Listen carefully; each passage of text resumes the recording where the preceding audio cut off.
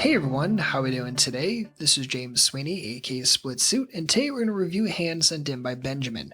This is a hand from 200 No Limit where Benjamin has King Jack offsuit and has to make an interesting decision on the river. So let's check it out. So in this hand we have King Jack on the button, there's a raise, here decides to call, and Benjamin describes villain as pretty loose, and to be honest, I'm going to be calling this as well, using my position, going forward from there, and we end up going heads up to it. So on the flop, we end up flopping top pair, there's a bet, and here decides to call, and as played, definitely not folding here, so it's either call or raise, and you could certainly just go for the calling route if you wanted to. It's just one of those things where when you're in this situation, if villain can think at all, you always like to kind of have a basic idea on where you are in your range, and King Jack is going to be one of the strongest hands you're going to have here, right? Because you would have 3-bet Ace King preflop, you probably 3-bet King Queen, so it's just one of those situations where as far as like single pair stuff, this is like the strongest hand you're probably going to find in your range. So make sure to keep that kind of stuff in mind, especially if your opponent can hand read it all.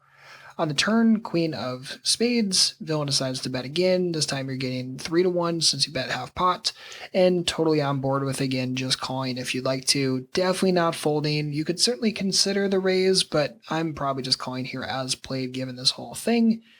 And then on the river, when we end up hitting trips, we end up facing a bigger bet from villain. So in this situation, he went 2/3 on the flop, half on the turn, and then 2/3 on the river. Always something I like to keep in mind when people are kind of changing that ratio and kind of what that might mean. So the only other thing Benjamin included in the write-up is this. On the river, I guess he could have Ace Jack or King 10, King 6, maybe King Queen, but I'm too curious and I decided to call. Okay, so there's a couple major important things in that just little single sentence. Yes, villain can make nuttish hands a lot of different ways. He can make Ace Jack, he can make King Queen, he can make pocket queens, pocket tens, pocket sixes, King 10, all that kind of fun stuff. That is 100% true.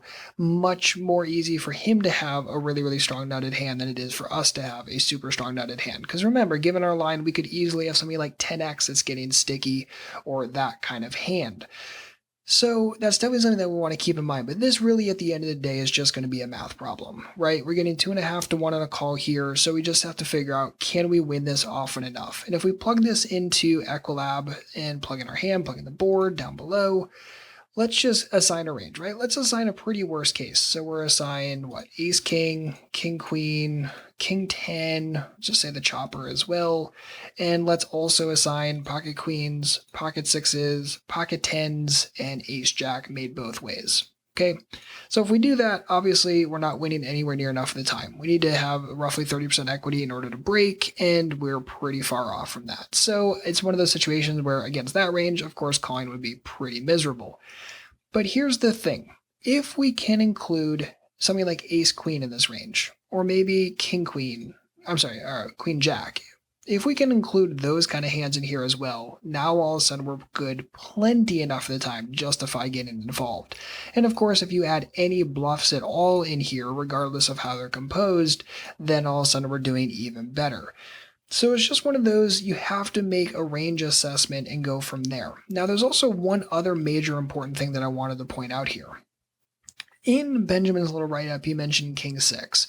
If villain can have King 6, he can also almost certainly have King 7, King 8, King 9, right? I don't think there's any reason that we can look at this situation and say, oh, well, he would only bet King 6, he would check King 8, or any of that kind of stuff. Because if he can have King 6 in the preflop range and thus on the flop and turn ranges, I don't think that you're going to find someone who can only have King 6 but can't have King 8. It just doesn't make any sense.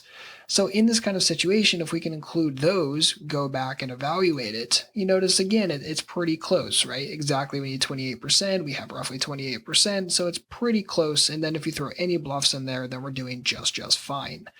So the major important thing there is that if you can include a King 6 hand in the range, I think you're plenty fine getting involved. And even more so if villain could ever value bet like Ace Queen kind of hands, where he thinks maybe you have like a sticky 10x and he thinks he's punishing you.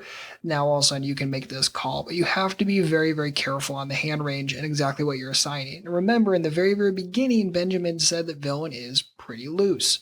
And if someone's pretty loose, I assume that they can have some bluffs, or they can have some second best hands in their range, in which case I'm never ever going to fold here. And sure, some percentage of the time I'm going to run into this, right? That's built in the equation. This is not saying that they're going to have ace jack 100% of the time, or that they're going to have a bluff 100% of the time either.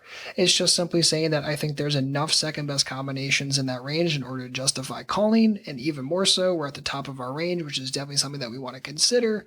And because of that, it's okay, just is what it is, sucks to be us, we lose this hand, but overall, am I happy with the line? Yep, assuming of course that we made a good river range assumption, totally happy here. So Benjamin, thank you very much for the great hand. If you or anyone else has a poker hand you'd like me to review in a video, feel free to send it to me directly at splitsuit.com/send. You can always ask me a poker question at splitsuit.com/ask. If you enjoyed this video, please make sure to like and subscribe. If you have any questions or thoughts on this hand, feel free to drop a comment. Otherwise, I'll see you back next week with a brand new video, and in the meantime, good luck out there and happy grinding.